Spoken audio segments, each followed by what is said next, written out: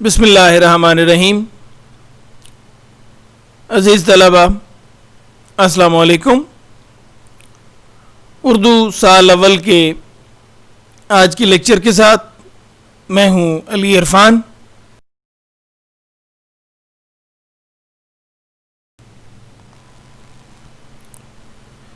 आज के इस लेक्चर में हम गज़ल पढ़ेंगे। मीर तकी मीर की ये गज़ल है, दूसरी गज़ल। पहली गज़ल की तशरीह हम गुज़िश्ता लेक्चर्स में डिस्कस कर चुके हैं। आज के लेक्चर में शामिल साहब मीर की दूसरी गज़ल डिस्कस करेंगे। तारुफ चूँकि पहली गज़ल के साथ मीर तकी मीर का आपको पढ़ाया जा चुका है, बयान किया जा चुका है, तो बढ़ते हैं गज़ल के पहले शेर की जानिब।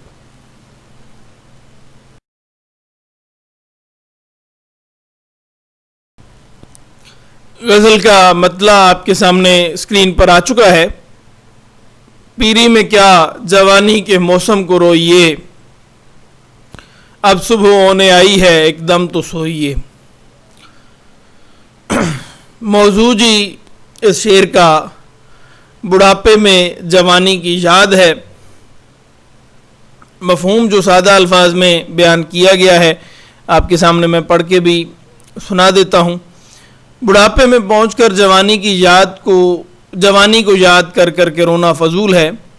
ज़िंदगी की तलखियों भरी रात ख़त्म होने को है, सो कुछ देर सो लेना चाहिए। इस शेर में मीर तकी मीर अहदे पीरी में जब इंसान की सलाहियतें जवाब दे जाती हैं, ऐसे वक्त में जवानी के मौसम को याद करके रोने को फजूल करार दे रहे हैं। जवानी इंसान की सलाहियतों के अरूज पर होने का मौसम है। इंसान में तवानाई होती है, ताकत होती है, इंसान के पास वो तमाम सलाहियतें मौजूद होती हैं कि जिनको बरूए कार ला के वो ज़िंदगी में अपना कोई भी कारनामा सर अंजाम दे सकता है, कोई भी काम कर सकता है। ज़ाहिर है कि जवानी का मौसम तवानाइयों का मौसम है। जवानी में इंसान की तमाम ताकतें जो हैं वो बरूए कार लाई जा सकती हैं। ये जिस्मानी ताकत भी हो सकती है, फ़िक्री ताकत भी हो सकती है। इस वक्त जज्बात भी इंसान के जवान होते हैं जवानी में, लेकिन जब बुढ़ापा आ जाता है वो गालिब का एक शेर याद आ गया कि जी मुज़महिल हो चुके कवा गालिब, अब अनासिर में एतदाल कहाँ।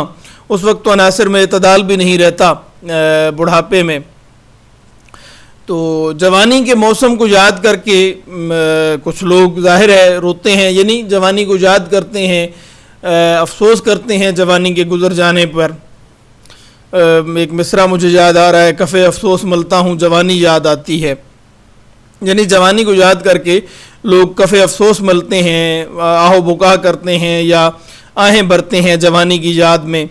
लेकिन मीर साहब कहते हैं कि बुढ़ापे में जवानी को याद करके रोना या जवानी के लिए आहें भरना, जवानी के दिनों के लिए आहें भरना, ये सब फजूल है। ज़िंदगी एक तसलसल है और इसमें इंसान मुश्किलात बर्दाश्त करता है। ज़िंदगी मीर साहब के यहाँ जो एक ज़िंदगी का तस्वुर सामने आता है उसमें तलखियाँ ज़्यादा हैं, उसमें मुश्किलात ज़्यादा हैं। तो उस हवाले से मीर पे कहते हैं कि जी अब तो ये जो मुश्किलात की रात है वो ढलने पे आ गई है। जवानी में मुश्किलात, जवानी में जहाँ सलाहियतें अरूज पर होती हैं, तो मीर साहब का कहना ये है कि जवानी में मुश्किलात और मसाइब भी जो ज़िंदगी के हैं वो निस्फ़ नहार पर थे। और अब तो जी ये जो तारीक रात है, ज़िंदगी की तारीक रात, क्योंकि तलखियाँ हैं ज़िंदगी में, इसलिए मीर साहब इसे ज़िंदगी को तलखियों भरी रात कह रहे हैं कि ये रात जो है वो इख्तिताम पजीर होने वाली है और सुबह आने वाली है। इसलिए हमें एकदम के लिए यानी कुछ पल के लिए आँख लगा लेनी चाहिए, सो लेना चाहिए। मुराद ये है कि मुश्किलात मसाइब जो ज़िंदगी के हैं वो ख़त्म होने वाले हैं। یہ مشکلات و مصائب زندگی ختم ہونے سے مراد یعنی موت قریب آ چکی ہے. ایک دم سونا یا ایک پل کے لیے سو لینا, یہ سونے کی جو بات کی جا رہی ہے یہ موت کی طرف اشارہ کیا جا رہا ہے کہ زندگی جب اپنے اختتام پہ آ پہنچی ہے تو یہ تاریکی بھری رات جو ہے یہ ختم ہونے والی ہے.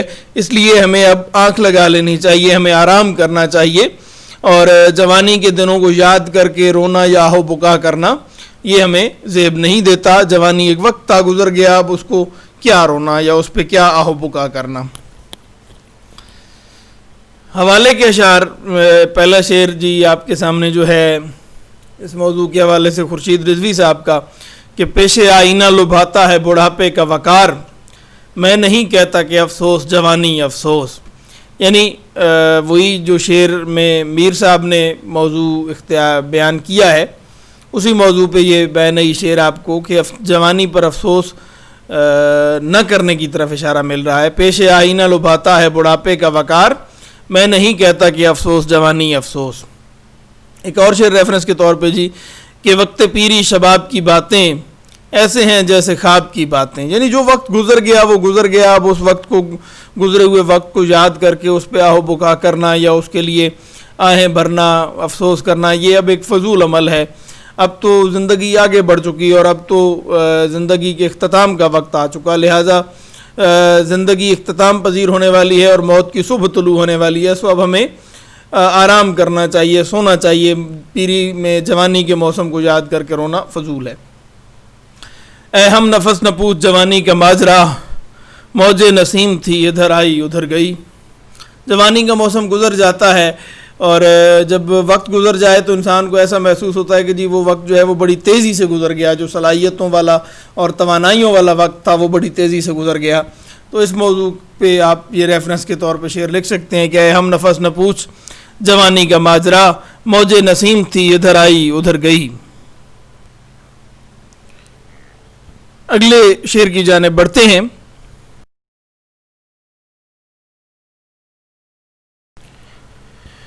جی دوسرا شعر ہے آپ کے سامنے اسکرین پر. اخلاص دل سے چاہیے سجدہ نماز میں, بے فائدہ ہے ورنہ جو یوں وقت کھوئیے. اس شعر کا موضوع بڑا سادہ سا اور واضح سا ہے. عبادت میں خلوص نیت اس شعر کا موضوع ہے. مفہوم اس شعر کا کہ جی خلوص دل سے اللہ کی عبادت کی جائے تو عبادت ہے, بصورت دیگر وقت کا ضیاع ہے.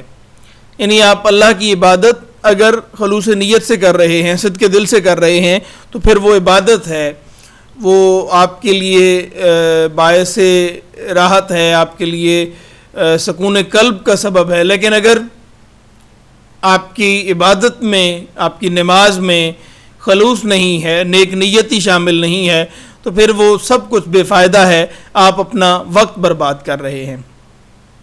یہ بات بالکل واضح سی ہے کہ عبادت کا معاملہ جو ہے وہ آپ کا اللہ کی ذات کے ساتھ ہے, اور اللہ رب العزت جو ہے عالم بذات صدور ہے, آپ کے جو دلوں میں ہے وہ جاننے والا ہے, وہ آپ کی نیتوں کو جاننے والا ہے.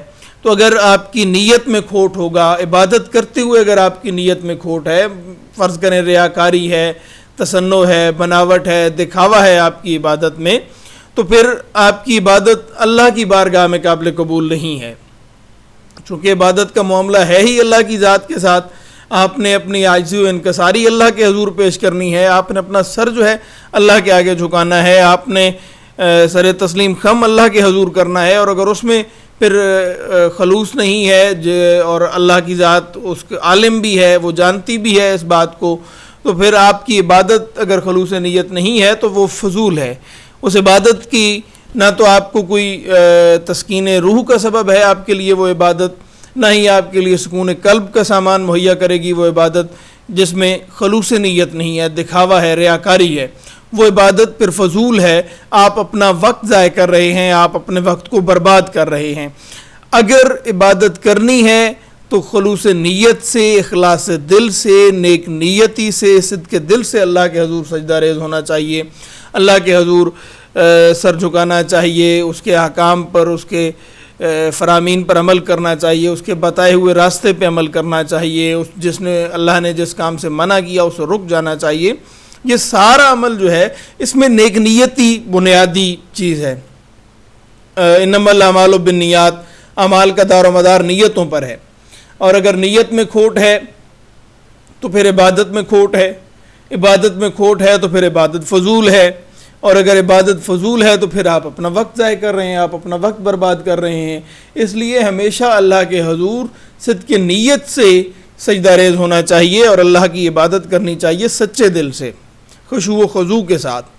بصورت دیگر آپ اپنا وقت ضائع کر رہے ہیں، آپ کو نہ روحانی طور پہ اس کا کوئی فائدہ ہوگا، نہ ہی آپ کی عبادت، چونکہ عبادت میں جب آپ کی کھوٹ ہے تو آپ کی وہ عبادت قبول ہی نہیں ہے، اس کا شمار عبادت میں ہوگا ہی نہیں، تو وہ آپ کے لیے روحانی طور پہ کہاں تسکین کا سبب ہوگی، اور نہ ہی وہ آپ کے لیے کوکار ثواب ہے کہ جس کا آپ کو آخرت میں اجر ملے.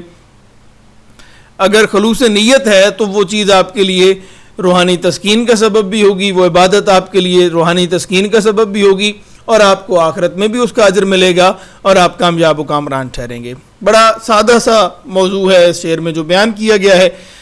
حوالے کے اشعار دیکھ لیتے ہیں. اقبال کا ایک شعر ہے جی کہ جو میں سر بسجدہ ہوا کبھی تو زمین سے آنے لگی صدا، تیرا دل تو ہے صنم آشنا تجھے کیا ملے گا نماز میں. یعنی اگر نماز میں حضور رب آپ نے سجدہ ریز ہونا ہے تو پھر آپ کے دل میں بھی عشق الہی ہونا چاہیے.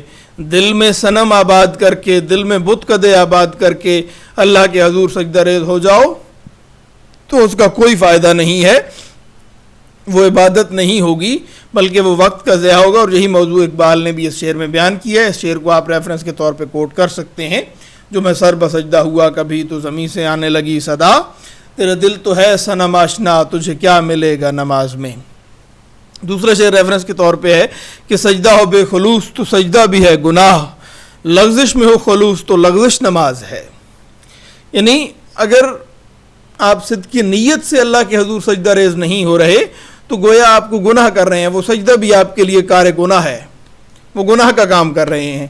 ہاں انسان ہے، وہ خطا کا پتلا ہے، انسان سے کوئی خطا سرزد ہو جاتی ہے لیکن اس کے دل میں عشق الہی موجزن ہے اور وہ نیک نیتی سے کوئی کام کر رہا ہے، اور انسانی بشری جو تقاضا ہے اس کے تحت انسان سے کوئی خطا یا لغزش ہو جاتی ہے تو وہ لغزش کو بھی اللہ کی ذات معاف کر دے گی اور آپ کی عبادت جو ہے وہ قابل قبول قرار پائے گی. اگر انسانی بشری تقاضے کی بنیاد پہ جو انسان خطا کا پتلا ہے، سہون اگر آپ سے کوئی خطا ہو جاتی ہے لیکن آپ کی نیت صاف ہے تو یہ عمل آپ کا قبول بھی ہوگا، چاہے وہ نماز ہو، چاہے وہ روزہ ہو، چاہے کوئی بھی عبادت ہو.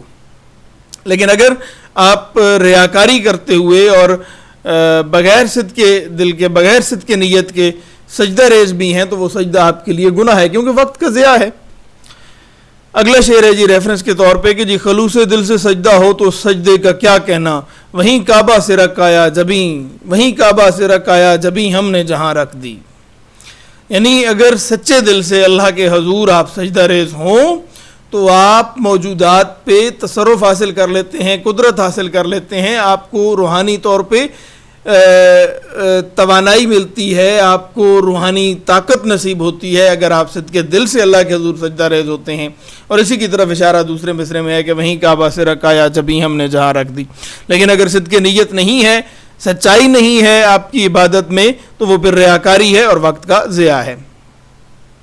آخری شعر ریفرنس کے طور پہ جی ہے کہ خلوص سجدہ ہر ایک حال میں مقدم ہے، وہیں پہ دل بھی جھکا دے جہاں جبیں خم ہے. جہاں پہ سر کو جھکاتا ہے وہیں پہ دل بھی جھکا، یعنی اپنے دل کو بھی اللہ کے حضور جھکا دے، دل سے سر تسلیم خم کر اللہ کے حضور اللہ کی عبادت میں اپنا سر جھکا تو تیرا دل بھی اس عبادت پہ مائل ہو اور تیرے دل میں بھی سچائی ہو اور خلوص نیت سے تو اللہ کے حضور سجدہ ریز ہو تو پھر تجھے دنیا میں بھی اپنی عبادت کا صلہ ملے گا اور آخرت میں بھی ملے گا، تجھے روحانی طاقت بھی نصیب ہوگی اور اجر آخرت میں بھی ملے گا. اسی لیے یہ شعر ریفرنس کے طور پہ آپ لکھ سکتے ہیں اس شعر کو، خلوص سجدہ ہر ایک حال میں مقدم ہے، وہیں پہ دل بھی جھکا دے جہاں جبیں خم ہے. لیکن زمین کہیں اور خم ہو اور دل کہیں اور ہو، یعنی آپ سجدہ ریز تو اللہ کے حضور ہیں لیکن آپ کے دل میں یادیں تو بت کا دیکی ہیں، تو پھر آپ کی عبادت فضول، کیونکہ خلوص نیت باقی نہیں رہا، آپ کے دل میں سچائی باقی نہیں رہی عبادت کرتے ہوئے، جس کے نتیجے میں آپ کی عبادت بھی وقت کا ضیاع قرار پائی۔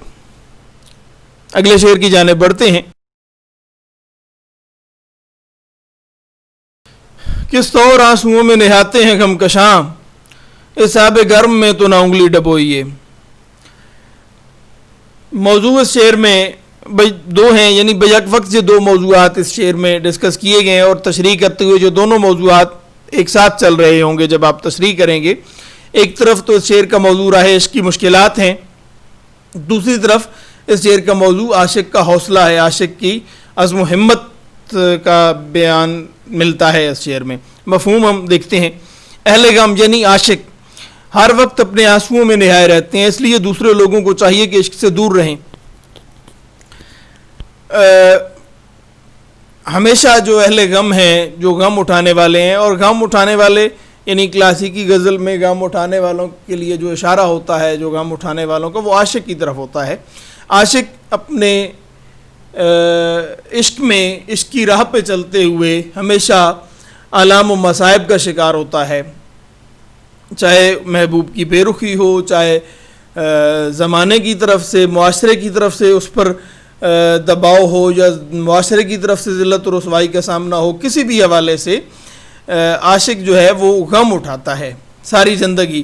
اسی بات کو میر صاحب نے آنسوؤں میں نہائے رہنے سے تشبیہ دی ہے کہ وہ غم جو اٹھاتا ہے ایک عاشق، وہ گویا آنسوؤں میں نہایا رہتا ہے، اپنے ہی آنسوؤں میں وہ ہر وقت غرق رہتا ہے، گویا اس کی زندگی جو ہے وہ آنسو بہانے میں گزری رہتی ہے، یعنی وہ مشکلات سے گزرتا رہتا ہے، اذیتیں سہتا رہتا ہے ساری زندگی۔ اس لیے دوسرے لوگوں کے لیے مشورہ ہے کہ اس آب گرم میں تو نہ انگلی ڈبوئیے۔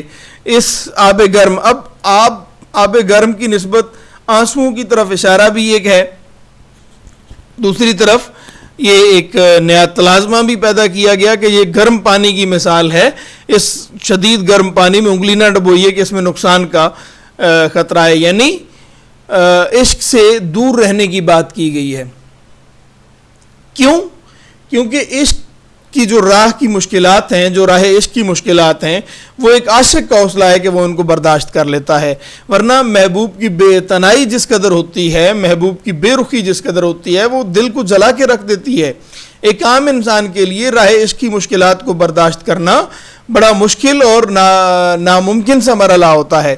یہ تو ایک عاشق کا دل ہوتا ہے کہ جو یہ سارے درد و غم اپنے اندر سنبھال لیتا ہے، یا اپنے اندر سمیٹ لیتا ہے اور برداشت کر لیتا ہے ان غموں کو، ورنہ میر صاحب کہتے ہیں کہ عام انسانوں کے لیے عشق کے غم برداشت کرنا ناممکن سا عمل ہے، بڑا مشکل عمل ہے۔ اس لیے باقی لوگوں کو دور رہنا چاہیے عشق کی راہوں سے۔ یہ تو عاشق کا حوصلہ ہے، یہ تو عاشق کی ہمت ہے، عاشق کا عزم و ہمت ہے کہ جو اسے عشق کی راہ پہ مضبوطی سے قائم رکھتا ہے، ورنہ عام انسان کے لیے عشق کی راہ میں آنے والی مشکلات برداشت کرنا ایک ناممکن عمل ہے۔ ریفرنس کے اشعار دیکھ لیتے ہیں۔ میں لیکچر کو مختصر اس لیے کر رہا ہوں کہ پچھلے لیکچرز میں بھی تفصیل بیان کرتے ہوئے ہم ٹائم سے اوپر چلے جاتے ہیں، جس کی وجہ سے آپ کو بھی شاید مشکل کا سامنا کرنا پڑتا ہوگا کہ تفصیل میں زیادہ بات چلی جاتی ہے، اس لیے میں مختصراً بیان کر رہا ہوں۔ ریفرنس کے طور پہ جی شعر غالب کا پہلا شعر ہے کہ جی عاشقی صبر طلب اور تمنا بیتاب، دل کا کیا رنگ کروں خون جگر ہونے تک۔ عشق جو ہے یہ صبر آزما مرحلہ ہے انسانی زندگی کا۔ عشق جو ہے وہ صبر طلب ہے، جبکہ خواہشات جو ہیں وہ بیتاب، بے چین اور بے قرار ہوتی ہیں۔ اس لیے عشق اور آرزو کے درمیان توازن برقرار رکھنا بڑا مشکل مرحلہ ہے۔ یہ اشارہ اسی بات کی طرف، میر کے شعر والی موضوع کی طرف ہے کہ جی راہ عشق کی جو مشکلات ہیں وہ ناقابل برداشت ہیں، اور یہ ایک عاشق کا حوصلہ ہے کہ وہ ان مشکلات کو برداشت کرتا ہے۔ میر صاحب کا ہی ایک شعر ریفرنس کے طور پہ جی آپ لکھ سکتے ہیں، عشق ایک میر بھاری پتھر ہے قبض مجنا تواں سے اٹھتا ہے۔ یعنی عام انسان کے لیے عاشق سے ہٹ کے جو بات کی جا رہی ہے، عشق بہت بھاری پتھر ہے جسے اٹھانا ایک عام انسان کے لیے ناممکن سا عمل ہے. عشق ایک میر بھاری پتھر ہے، قبض بجھ نہ آتا وہاں سے اٹھتا ہے. اچھا، ایک اور شعر ریفرنس کے طور پہ کہ جی یہ بھی میر کا ہی ہے. اشک آنکھوں میں کب نہیں آتا، لہو آتا ہے جب نہیں آ. لہو یعنی لہو، خون. آنکھوں میں کون سا لمحہ ہے، کون سا وقت ہے کہ جب اہل عشق یا اہل غم یا عشاق کی آنکھوں سے آنسو روا نہیں ہوتے. ہر وقت اہل عشق کی آنکھوں سے آنسو روا، یعنی وہ ہر وقت درد و غم کی کیفیت سے گزرتے ہیں. عشق چیز ہی ایسی ہے کہ جو انسان کو درد و غم سے دوچار رکھتا ہے. جب آنکھوں سے اشک نہیں آتے تو پھر آنکھوں سے آنسو کی جگہ پھر لہو بہتا ہے. یعنی ہر وقت انسان جو ہے عشق میں درد و غم اور اذیت کی کیفیت سے گزرتا رہ جاتا ہے. تو عام انسانوں میں یہ حوصلہ نہیں ہے، اس لیے جو لوگ عشق نہیں کرتے وہ راہ عشق سے دور ہی رہیں. یہ صاب گرم میں تو نہ انگلی ڈبوئی ہے. اشک آنکھوں میں کب نہیں آتا، لہو آتا ہے جب نہیں آتا. یہ ریفرنس کے طور پہ آپ لکھ سکتے ہیں. اس کے ساتھ ہی ہمارا آج کا لیکچر اختتام پذیر ہوتا ہے. اگلے لیکچر میں ہم میر کی دوسری غزل کے جو اگلے اشعار ہیں ان کی تشریح ڈسکس کریں گے. ہوم ورک کی سلائیڈ دیکھ لیتے ہیں. جی، ہوم ورک آپ کے پاس یہ جو 3 اشعار ہیں آج ہم نے ڈسکس کیے. شعر نمبر 1 تا 3 اس غزل کے. پیری میں کیا جوانی کے موسم کو روئیے، اخلاص دل سے چاہیے سجدہ نماز میں، اور کس طور آنسوؤں میں نہاتے ہیں غم کشاں. ان 3 اشعار کی آپ نے تشریح لکھ کر لانی ہے. میں نے آپ کو ریفرنس کے اشعار بھی لکھوا دیے ہیں، سمجھ لیں، یعنی آپ کے سامنے سلائیڈ پہ ظاہر ہوئے ہیں. اگر آپ نے دوبارہ نوٹ کرنے ہیں تو آپ اس ویڈیو کو بیک کر کے ریمائنڈ کر کے دوبارہ یہ اشعار نوٹ بھی کر سکتے ہیں. تفصیلاً میں نے آپ کے سامنے شعر کی تشریح بھی بیان کر دی ہے. ضروری نہیں ہے کہ آپ میرے الفاظ کو ہی ریپیٹ کریں، آپ اپنے الفاظ میں شعر کو سمجھ کے اپنے الفاظ میں بیان کرنے کی کوشش کریں. تب ہی آپ کی تخریجی صلاحیتیں کھل کر سامنے آئیں گی اور پتہ چلے گا کہ آپ کو شعر کی کتنی سمجھ آئی ہے. یہ مختصر سا ہوم ورک ہے آج کے لیے آپ کا. اس کے ساتھ ہی ہمارا لیکچر اختتام پذیر ہوتا ہے.